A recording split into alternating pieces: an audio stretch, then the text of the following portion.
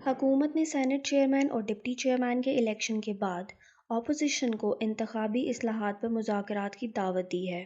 یہ دعوت وفاقی وزیر سائنس اور ٹیکنالوجی فواد چودھری اور وزیر اطلاعات شبلی فراز نے پریس کانفرنس میں دی۔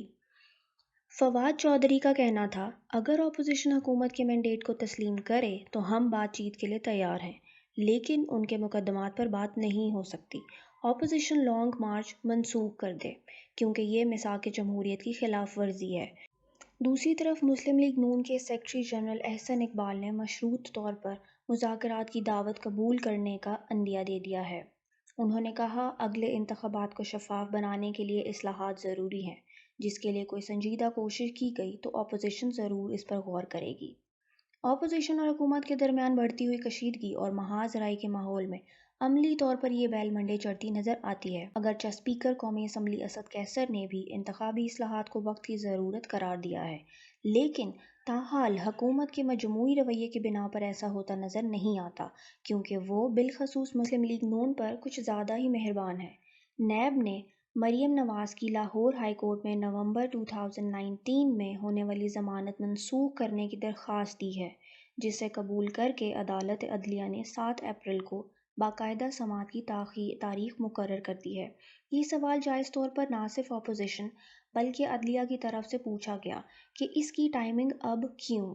اپوزیشن کے اس الزام کو یہ محض مریم نواز کی شعلہ نوائی اور اسٹیبلشمنٹ کو للکارنے کا شاخسانہ ہے میں کافی حد تک صداقت نظر آتی ہے۔ سابق وزیر اعظم میاں نواز شریف، جو مسلم لیگ نون کی پالیسی لائن پر عملی طور پر ویٹو کا اختیار رکھتے ہیں اور اسے استعمال بھی کرتے ہیں، نے لندن سے تازہ ویڈیو بیان میں اسٹیبلشمنٹ پر کڑی تنقید کرتے ہوئے کہا، سینٹ الیکشن میں حکومتی امیدوار کی شکست کے بعد اعتماد کا ووٹ لینے میں جس طرح سلیکٹڈ کی مدد کی گئی وہ کسی سے ڈھکا چھپا نہیں ہے۔ ڈھسکا کا الیکشن عام انتخابات کاری پلے تھا، جس میں دھاندلی کے تمام ریکارڈ توڑ دیے گئے۔ پھر کہا جاتا ہے کہ ہمیں سیاست میں نہ گھسیٹا جائے۔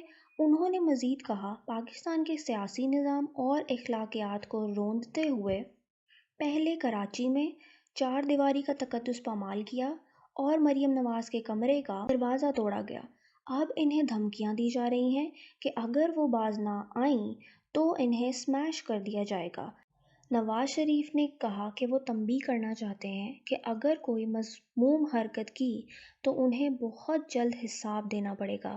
اس تناظر میں اپوزیشن اور حکومت کے درمیان بامقصد مذاکرات کے امکانات معدوم ہی نظر آتے ہیں۔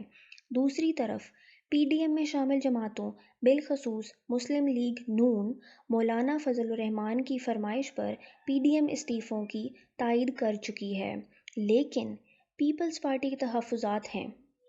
سینٹ کے چیئرمین کے انتخابات میں 7 ووٹوں کا ادھر ادھر ہونا، جس کے نتیجے میں یوسف رضا گیلانی شکست کھا گئے، کے بارے میں بھی پیپلز پارٹی کے کچھ حلقوں میں شکوک اور شبہات پائے جاتے ہیں کہ یہ کارستانی نون لیگ کی تھی۔